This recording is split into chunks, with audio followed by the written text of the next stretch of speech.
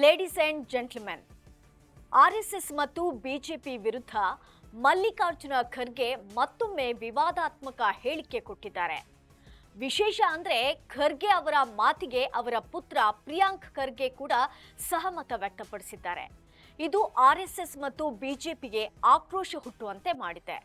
ಹಾಗಾದ್ರೆ ಖರ್ಗೆ ಅಪ್ಪ ಮಕ್ಕಳು ಬಿಜೆಪಿ ಮತ್ತು ಆರ್ಎಸ್ಎಸ್ ಬಗ್ಗೆ ಹೇಳಿದ್ದೇನು, ಇವರ ಹೇಳಿಕೆ ಯಾಕೆ ಮತ್ತೊಮ್ಮೆ ವಿವಾದವಾಗಿದೆ ಅನ್ನೋದರ ಕುರಿತಂತೆ ಈ ಸ್ಟೋರಿಯಲ್ಲಿ ನಾನು ಹೇಳ್ತೀನಿ.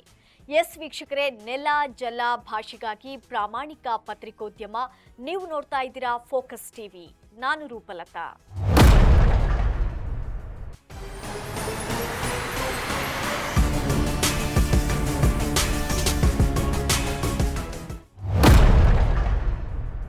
ಎಐಸಿಸಿ ಅಧ್ಯಕ್ಷ, ರಾಜ್ಯದ ಹಿರಿಯ ರಾಜಕಾರಣಿ ಮಲ್ಲಿಕಾರ್ಜುನ ಖರ್ಗೆ ಅವರ ವಿವಾದಾತ್ಮಕ ಹೇಳಿಕೆಯೊಂದು ಮತ್ತೊಮ್ಮೆ ಕಾಂಗ್ರೆಸ್ ಮತ್ತು ಬಿಜೆಪಿಯ ಒಳಜಗಳಕ್ಕೆ ಕಾರಣವಾಗಿದೆ.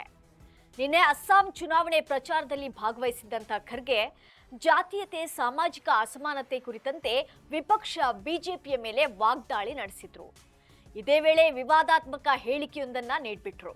ಅವರೇ ಹೇಳಿದಂತೆ ಭಾರತೀಯ ಸಮಾಜದಲ್ಲಿ ಬಿಜೆಪಿ ಮತ್ತು ಆರ್ಎಸ್ಎಸ್ ವಿಷದ ಹಾವುಗಳಿದ್ದಂತೆ. ಅವು ಸಮಾಜಕ್ಕೆ ಮಾರಕ, ಹಾಗಾಗಿ ಅವನ್ನ ಕಂಡಲ್ಲಿ ಕೊಂದು ಬಿಡಿ ಎಂಬ ಹೇಳಿಕೆಯನ್ನ ಕೊಟ್ಬಿಟ್ರು. ಈಗ ಇದೇ ಹೇಳಿಕೆ ದೊಡ್ಡ ವಿವಾದದ ಕಿಡಿ ಹೊತ್ತಿಸಿದೆ. ಖರ್ಗೆ ಹೇಳಿಕೆಯ ವಿರುದ್ಧ ಕಿಡಿಕಾರಿರುವಂತಹ ಬಿಜೆಪಿ ದೊಡ್ಡ ಪ್ರತಿಭಟನೆಗೆ ಮುಂದಾಗಿದೆ. ಈ ಕುರಿತಂತೆ ಬೆಂಗಳೂರಿನಲ್ಲಿ ಬಿಜೆಪಿ ಶಾಸಕ ರಾಮಮೂರ್ತಿ ಮತ್ತು ಮುನಿರಾಜು ಖರ್ಗೆ ವಿರುದ್ಧ ಚುನಾವಣಾ ಆಯೋಗಕ್ಕೆ ದೂರು ದಾಖಲಿಸಿದ್ದಾರೆ.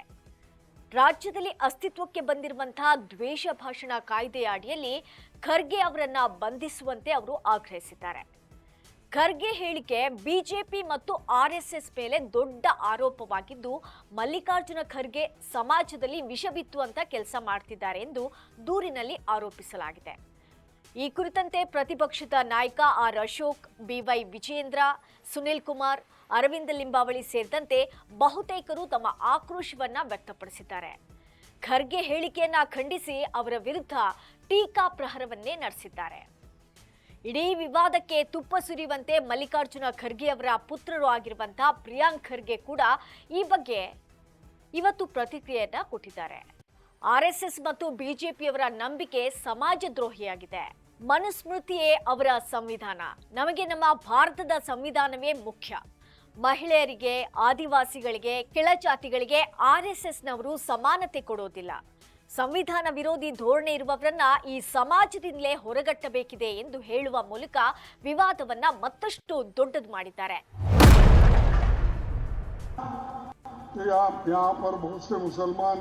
और हिंदू भाई भी बैठे हैं। अगर कोई इस जहरीला सांप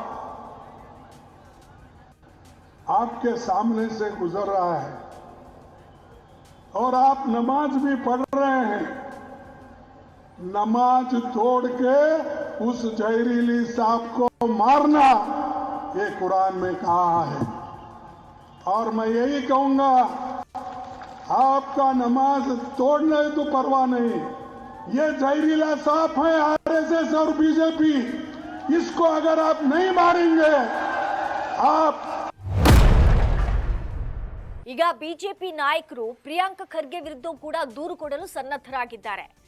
ಮಲ್ಲಿಕಾರ್ಜುನ ಖರ್ಗೆ ಮತ್ತು ಪ್ರಿಯಾಂಕ್ ಖರ್ಗೆ ಇಬ್ಬರು ಅಪ್ಪ ಮಕ್ಕಳು ಆರ್ಎಸ್ಎಸ್ ಮತ್ತು ಬಿಜೆಪಿಯ ಸಿದ್ಧಾಂತಗಳ ವಿರುದ್ಧ ನಿರಂತರವಾಗಿ ಹರಿಹಾಯ್ತಾ ಇದ್ದು, ಉಭಯ ಸಂಘಟನೆಗಳ ಸದಸ್ಯರ ಕೆಂಗಣ್ಣಿಗೆ ಗುರಿಯಾಗಿದ್ದಾರೆ.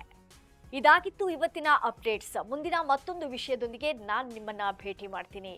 ನೆಲ ಜಲ ಭಾಷೆಗಾಗಿ ನೋಡ್ತಾ ಇರಿ ಫೋಕಸ್ ಟಿವಿ.